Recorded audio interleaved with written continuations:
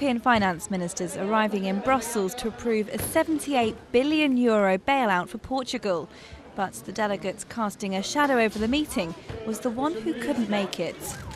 While ministers were putting their finishing touches to the bailout package, the head of the International Monetary Fund and French politician Dominique Strauss-Kahn was appearing before a judge in New York, charged with sexually assaulting a hotel chambermaid.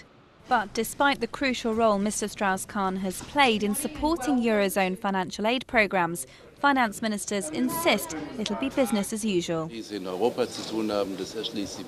hard to see how what allegedly happened at a hotel in New York has to do with the currency crisis.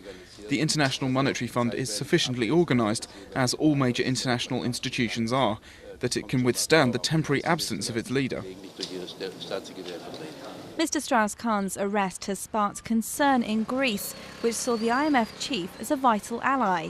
Before his arrest, he'd planned to meet the German Chancellor Angela Merkel to discuss a second possible bailout for Greece after their €110 billion package last year.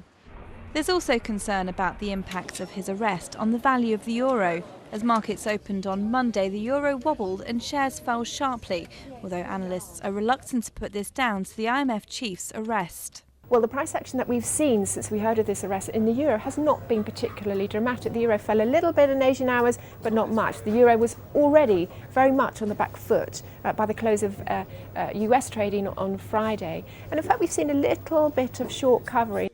Whatever the fallouts for Dominique Strauss-Kahn personally and politically, Europeans will be watching nervously to see if they lose one of their most powerful allies in Washington and how that affects the future of the euro.